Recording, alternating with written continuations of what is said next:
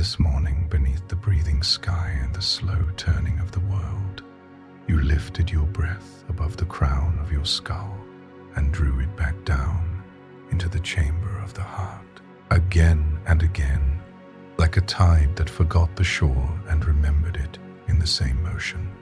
In that rising, you brushed the edge of the nameless vast.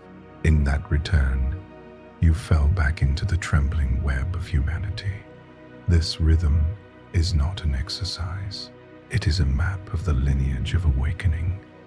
It is the ancient pendulum between the formless and the formed, between the silent abyss and the crying child, between the starless void and the pulse in your own wrist.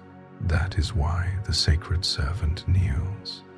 That is why the enlightened bow, not in weakness, but in recognition.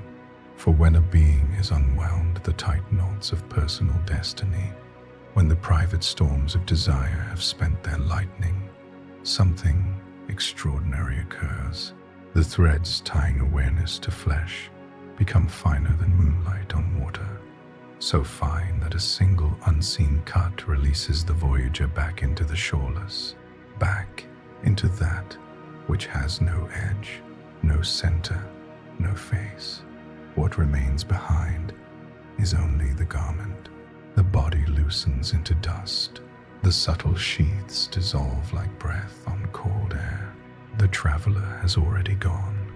Most beings never reach that gate with awareness. They are still heavy with unfinished hungers, unfinished fears, unfinished stories. These cling like burrs to the luminous core of the soul. Ancient tendencies, spiraling impressions, the deep grooves of habit that whisper, become again, try again, desire again. These impressions demand shape. They cast forms the way a lantern throws shadows, sometimes dense as flesh, sometimes subtle as dream realms you might call heavens. Time flows differently there, yet still it flows. When those stored winds exhaust themselves, the being moves on again, still carrying seeds of becoming.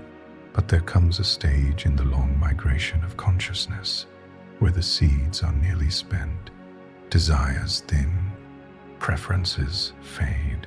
The insistence on being someone, somewhere, softens into transparency.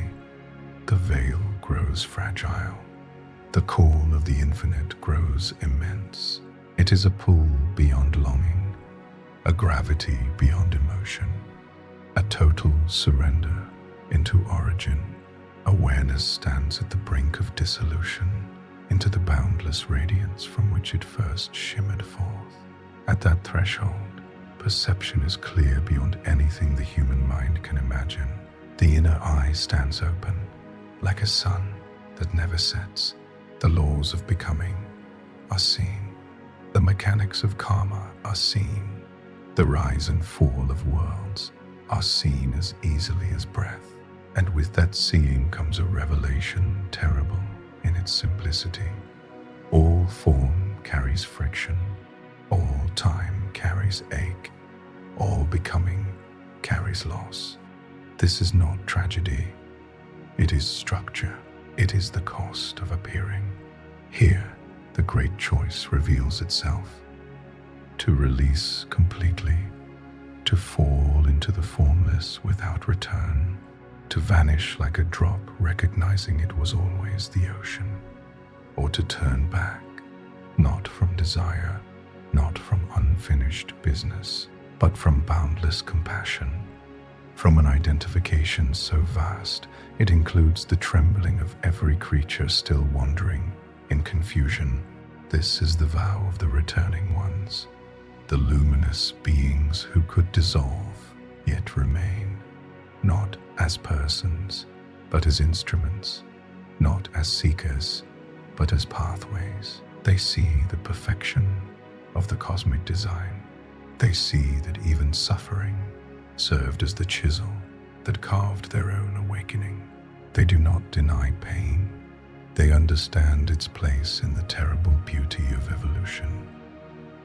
so they return, not because the world is broken, but because beings still believe they are separate from the whole. At this stage, existence in form feels different. The pull of the infinite is constant, like a silent undertow of bliss beneath every moment. To remain embodied is like rising from a warm, endless ocean, to walk again on cold sand for the sake of those still lost in fog. Meditation becomes home. Activity becomes pilgrimage. The balance shifts. Once, the world dragged you away from stillness. Now, stillness must be gently left behind to enter the world. The sage rises from the vast interior, like one leaving a glowing hearth before dawn to tend a fire for others. Yet there is a danger here, subtle and shimmering. The beauty of the impersonal can seduce.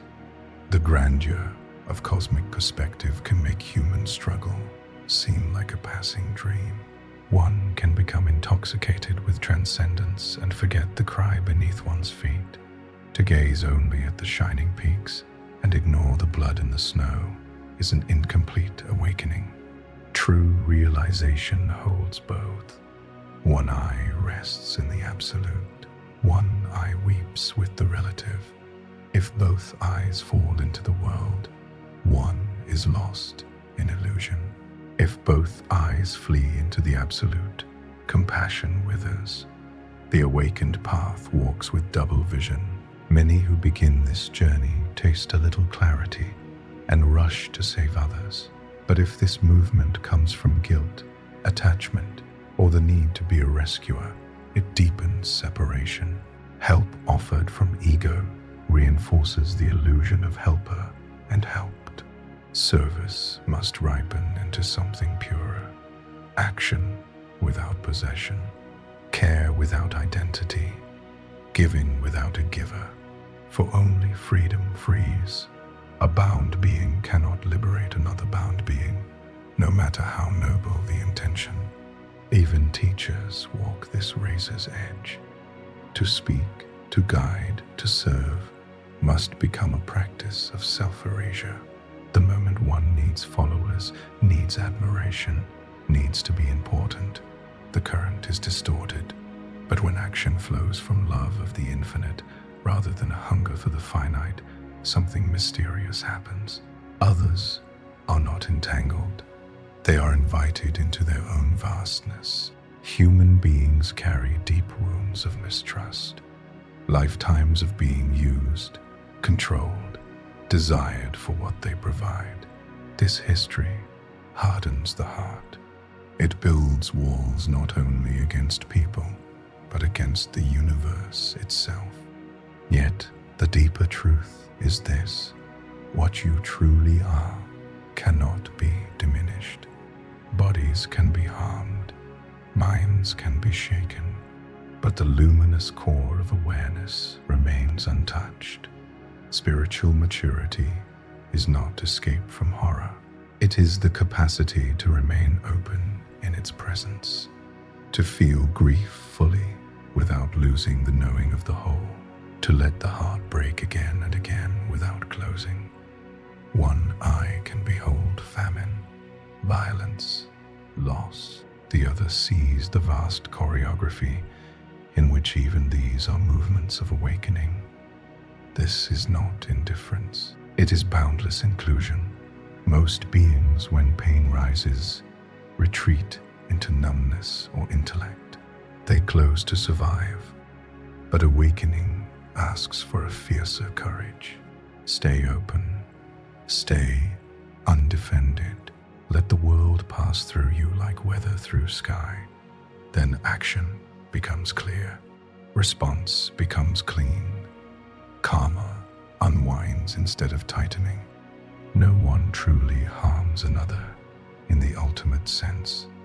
Each being meets the consequences of their own patterns. To see this is not to become passive, but to act without hatred, without self-righteousness, without the poison of separation. These teachings are dense. Too much at once overwhelms the system. They must seep in like dark honey, slow and potent. So remember, only this for now. Breathe up into the vast. Breathe down into the human heart. Rise into the formless. Return to serve the form. Kneel like the great servants of the infinite. Stand like the guardians of compassion.